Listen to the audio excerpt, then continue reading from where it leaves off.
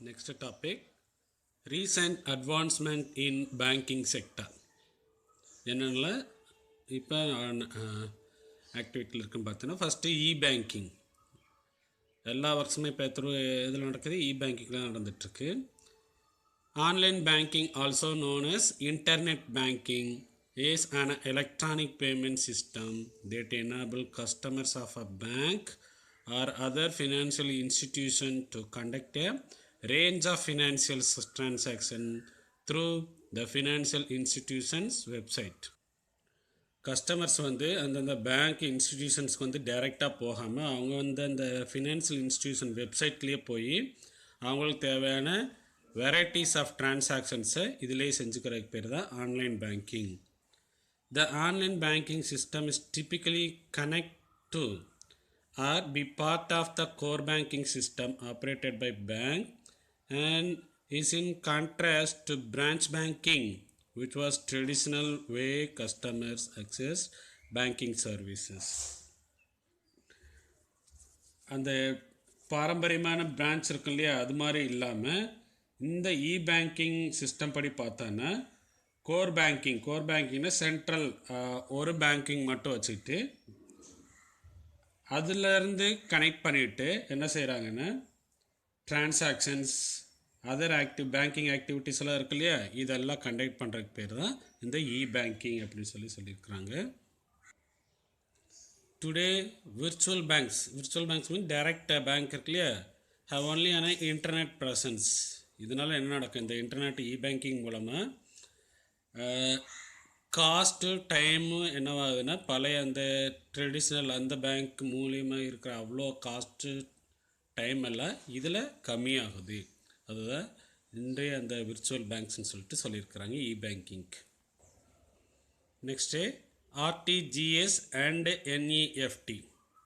This are internet bank transfer enable electronic transfer of funds from the account of remitter in one bank to the account of the beneficiary maintained with any other bank branch. இப்போ ஒருத்தரோட அக்கௌண்ட்லேருந்து வேறு பேங்க்கில் account வச்சுருக்கிற இன்னொருத்தருக்கு எந்த பிரான்ச்சில் இருந்து வேணாலும் அவங்களுக்கு பணம் அனுப்புறதுக்கு பேர் தான் இந்த இன்டர்நெட் பேங்க் ட்ரான்ஸ்ஃபர் அப்படின்றது. இதில் டூ டைப்ஸ் இருக்குது. There are two systems of interbank transfer, that is RTGS and NEFT. Both these systems are maintained by RBI. NEFT operates in half hourly batches. அப்படின்னா அரை மணி நேரத்துக்கு ஒரு தடவை அதில் டிரான்சாக்ஷன் நடந்துகிட்டே இருக்கும். Currently there are 23 settlements from 8 AM to 7 PM on all working days including working Saturday. சாட்டர்டேஸில் பார்த்தோன்னா of டே அந்த மாதிரி ஒர்க்கிங் இருக்கு இல்லையா, அதை தான் சொல்லியிருக்கிறாங்க. Therefore the beneficiary can expect to get the credit from transaction put through between 8 AM to 6:30 PM on all working days including working Saturdays. காலையில் 8 மணிலேருந்து 6:30 வரையும் அவங்களோட அந்த டிரான்சாக்ஷன் பணங்கள் எல்லாம் எடுத்துகிட்டே இருக்கலாம். சப்போஸ் 6:30க்கு மேலே ஏதாவது மணி டிரான்சாக்ஷன் பண்ணுறதா இருந்துச்சுன்னா for transaction settled in 6:30 and 7 PM batches on all working days including working Saturdays, the credit will be afforded either on the same day or on the next working day. ஒன்று அதே working டேயில் கிடைக்கும், இல்லைன்னா next working டேயில் தான் இது போய் reach ஆகும். இது என்இஎஃப்டிக்கு. அடுத்து ஆர்டிஜிஎஸ்னால் என்ன சொல்லியிருக்கானோ உனக்கு இங்கே புக்கில் இல்லை, வேறு புக்கில் இருக்க பார்த்து சொல்லியிருக்கிறேன். இந்த டிரான்சாக்ஷன்ஸ்க்காக ரொம்ப நேரம் வெயிட் பண்ணிகிட்ருக்கிற எதுவுமே இல்லாமல் உடனுக்குடனே என்ன செஞ்சுருக்குன்னா டிரான்சாக்ஷன் நடந்துடும். டோட்டல் மணி வேல்யூ அப்படின்றதில் டிரான்சாக்ஷன் நடந்துகிட்டே இருக்கும். அதுக்கு பேர் ஆர்டிஜிஎஸ். இந்த என்இஎஃப்டின்றது அரை மணி நேரத்துக்கு ஒரு தடவை நடந்துகிட்ருக்கிறது. அது கண்டினியூஸாக எந்த டைம் கேப்பும் இல்லாமல் நடந்துகிட்டே இருக்கிறது ஆர்டிஜிஎஸ். ரெண்டுக்குமான டிஃப்ரென்ஸ் பார்த்துக்கோ. என்இஎஃப்டின்றது national electronic fund transfer.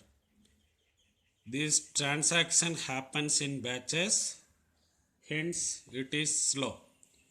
RTGS பார்த்தீங்கன்னா ரியல் டைம் கிராஸ் செட்டில்மெண்ட். இந்த என்இஎஃப்டி பார்த்தோன்னா பேட்சஸாக நடக்கிறதுனால ஸ்லோவாக இருக்கும். ஆர்டிஜிஎஸ் வந்து ரியல் டைம் அப்படின்றதுனால என்னவாகும், உடனே நடந்து முடிஞ்சிடும். ஆனால் என்இஎஃப்டி வந்து ஆஃப் அன் ஹவர் பேட்சஸ் அந்த மாதிரி நடக்கிறதுனால லேட் ஆகும். அதே மாதிரி டைமிங் ஆர்டிஜிஎஸ் என்இஎஃப்டி பார்த்தீங்கன்னா 8 AM to 6:30 PM, அப்புறம் ஒர்க்கிங் சாட்டர்டேயில் 12:30 PM வரை நடக்கும். இங்கே ஆர்டிஜிஎஸில் பார்த்தீங்கன்னா 9 AM to 4:30 PM, ஒர்க்கிங் சாட்டர்டேயில் 1:30 PM வரை நடந்துகிட்ருக்கும்.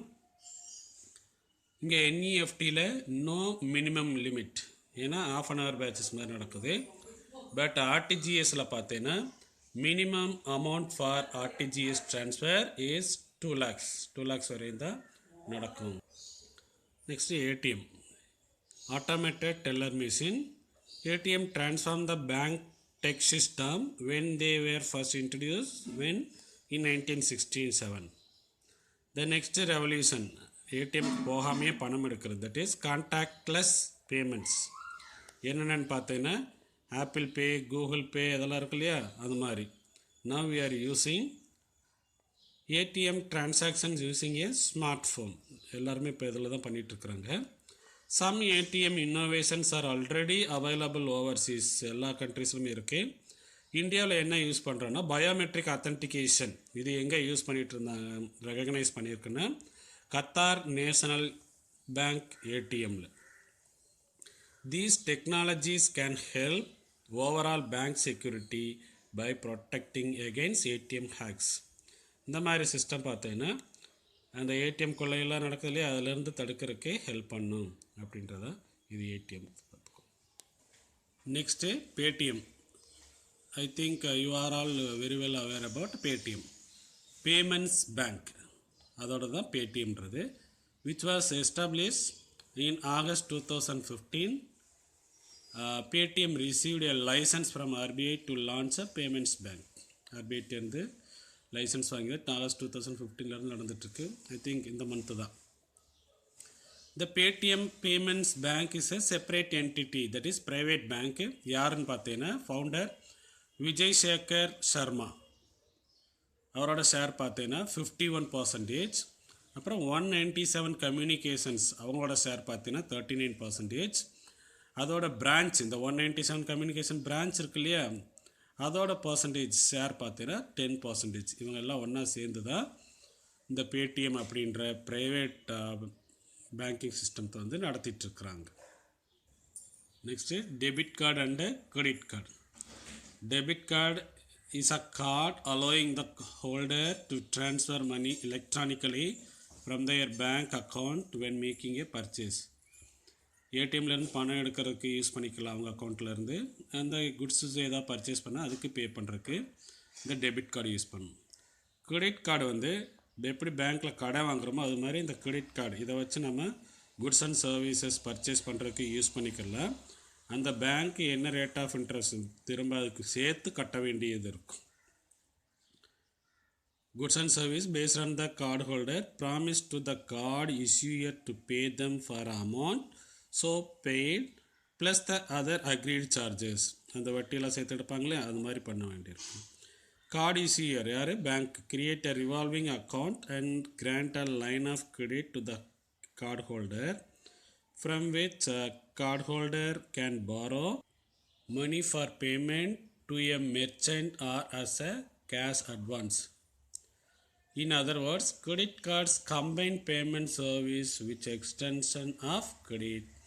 Complex fee structure in the credit card industry may limit customers' ability to shopping. அந்தந்த பேங்க் தான் இந்த கிரெடிட் கார்டெலாம் கொடுப்பாங்க. கஸ்டமர்ஸ் வந்து அதிகமாக கடை வாங்கிடக்கூடாதுன்றக்காக அவங்க சில ரூல்ஸ் அண்ட் ரெகுலேஷன்ஸ்லாம் அந்த கார்டிலே இருக்கும். அதுக்கு மேலே அவங்களால பர்ச்சேஸ் பண்ண முடியாது. There is a limit customers ability to shopping அப்படின்றதெல்லாம் இருக்கும். அடுத்து ரீசன்ட் இஷ்யூஸ் பார்க்கலாம். ஒன்ஸ் என்பிஏன்னா நான் performing assets. Once a borrower failed to make interest or principal payment for 90 days, the loan is considered to be a non-performing asset, NPA. 90 நாளுக்குள்ளே வட்டியோ இல்லாட்டி அசலில் பாதியோ பே பண்ணாமல் இருந்தாங்கன்னா அந்த சொத்துக்கு பேர் என்னது, நான் performing asset. Non-performing assets are problematic to the financial institutions. ஏன் அவங்களுக்கு ப்ராப்ளம்னு பார்த்தீங்கன்னா அதில் வர வட்டியை வச்சு தான் அவங்களுக்கு இன்கமே கிடைக்கும் இந்த ஃபினான்ஷியல் இன்ஸ்டிடியூஷன்ஸ்க்கு. அதோட சைஸ் பார்த்தீங்கன்னா இப்போ எவ்வளோ ஆயிருக்குன்னா 10 lakh crores அளவுக்கு இன்க்ரீஸ் ஆகிருக்கு. As a result the bank do not have adequate, அதனால அவங்களுக்கு வட்டி திரும்ப கிடைக்கனால அவங்களால திரும்ப கேபிட்டல் க்ரியேட் பண்ண முடியல. ஸோ இப்போ யார் ஹெல்ப் பண்ணணும்னா the government of India force to infuse capital to bank by using poor tax payers money. இந்தியாவில் அந்த புவர் பீப்புளெலாம் பே பண்ணுற டேக்ஸ் இருக்குல்ல, அதெல்லாம் வச்சு தான் இந்த பேங்க்குக்கு கடன் கொடுக்குறாங்க.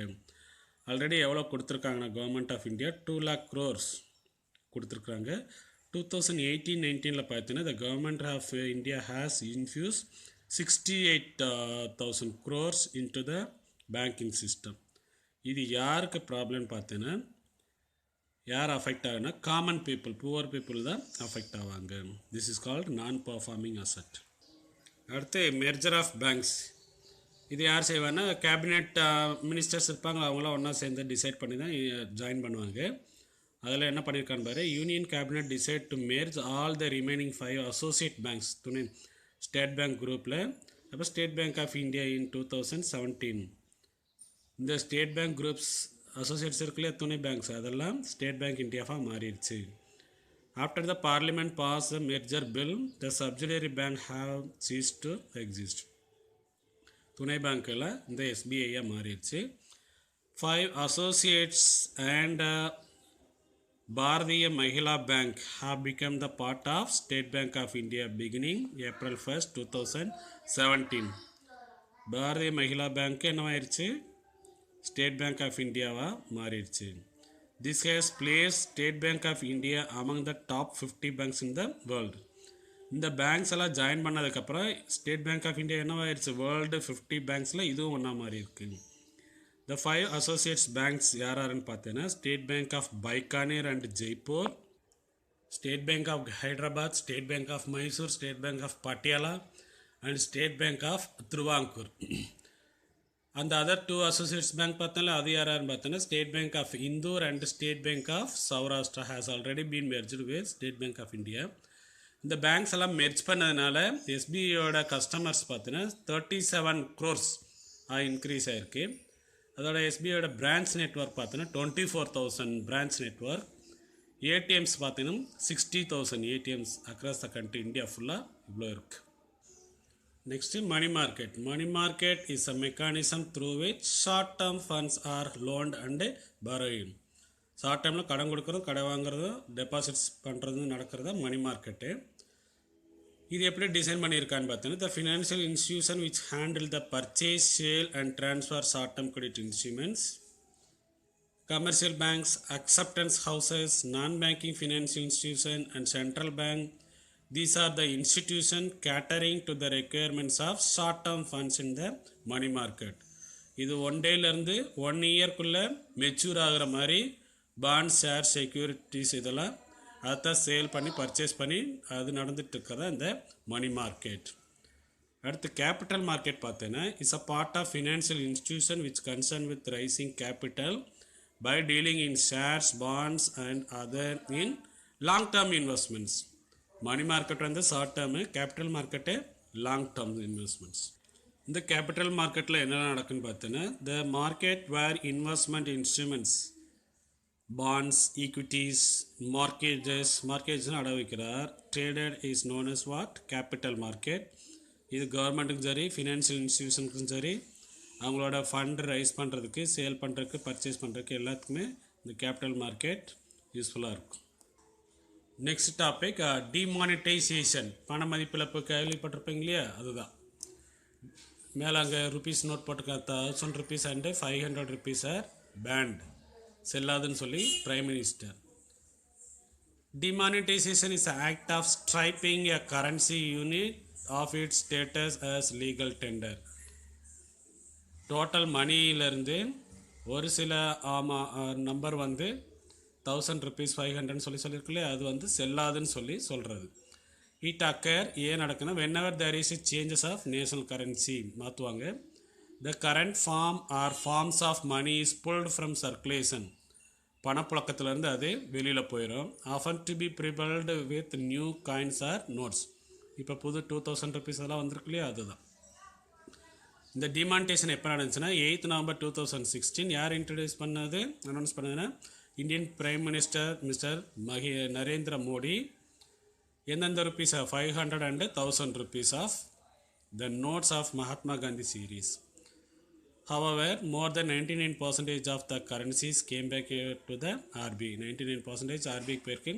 சில இதெல்லாம் பார்த்தீங்கன்னா கிழிஞ்சு அங்கங்கெல்லாம் கிடந்துச்சு, சில பேர் பதுக்கி வச்சுக்கிட்டாங்க, சில பேர் இது சீஸ் பண்ணாங்க. இது மாதிரிலாம் நிறைய நடந்திருக்கு. ஏன் இந்த மானிட்டைசேஷன் பண்ணணும்னு பார்த்தீங்கன்னா பிளாக் மணி ரிமூவ் பண்ணுறதுக்காக கண்ட்ரிலேருந்து, அதே மாதிரி கரப்ஷன் ஸ்டாப் பண்ணுறதுக்காகவும், டெரருக்கு ஃபண்ட் போகுது இல்லையா அதை ஸ்டாப் பண்ணுறதுக்காகவும், ஃபேக் நோட்ஸ் கள்ள நோட்டுகளெல்லாம் தடுக்கிறதுக்காகவும். இருந்தாலும் இப்போ புதுசாக வந்து இந்த 2000 ருபீஸ்லேயே ஃபேக் நோட்ஸ் எல்லாம் வர ஆரம்பிச்சிருச்சு. These are the objectives of demonetisation. Okay, இதோட இந்த லெசன் முடிஞ்சு சம்மப் பண்ணிடலாமா? It is well recognised that the financial sector play a critical role in the development process of a country. இது எல்லாருக்குமே தெரிஞ்சதான். Financial institution, instruments and market that constitute the financial sector act as a conduit for the transfer of resources from net servers to net borrowers. என்ன சொல்கிறாங்கன்னா, வருவாய் கம்மியாக செலவு செய்கிறாங்கன்னா அவங்க என்ன செய்கிறாங்க, சேவிங்ஸ் வைக்கிறேன்னு அர்த்தம். அவங்ககிட்ட இருந்து யாருக்கு போகும், வருமானத்துக்கு அதிகமாக செலவு செய்கிறாங்கன்னா அவங்க இன்வெஸ்ட் பண்ணுறாங்க, பாரோ பண்ணுறாங்கன்னு பேர், அவங்களுக்கு போய் சேரும். அது அப்படி சொல்லியிருக்காங்க. That is from those who spend less than they earn to those who spend more than they earn. அவங்களுக்கு போய் சேரும். The outcome of the various reform measures, நிறைய மாற்றங்களை செஞ்சுட்டு இருந்தாலும் so far has been impressive and banks have responded to the deregulation and the increasingly competitive environment by restructuring their operation and upgrading performance standards. இதெல்லாம் பண்ணினாலும் 2010 பார்த்தீங்கன்னா இந்த நான் payment assets இருக்கு இல்லையா, நான் பர்ஃபார்மிங் அசட்ஸ், அது வந்து இன்க்ரீஸ் ஆகிட்டே இருக்குன்னு சொல்லியிருக்கிறாங்க. என்ன மாதிரி கவர்மெண்ட் பேங்க் வந்து ரீஸ்ட்ரக்சரிங் அப்கிரேடிங் பர்ஃபார்மன்ஸ் என்ன பண்ணாலும் இதை தடுக்க முடியலை அப்படின்னு சொல்லியிருக்காங்க.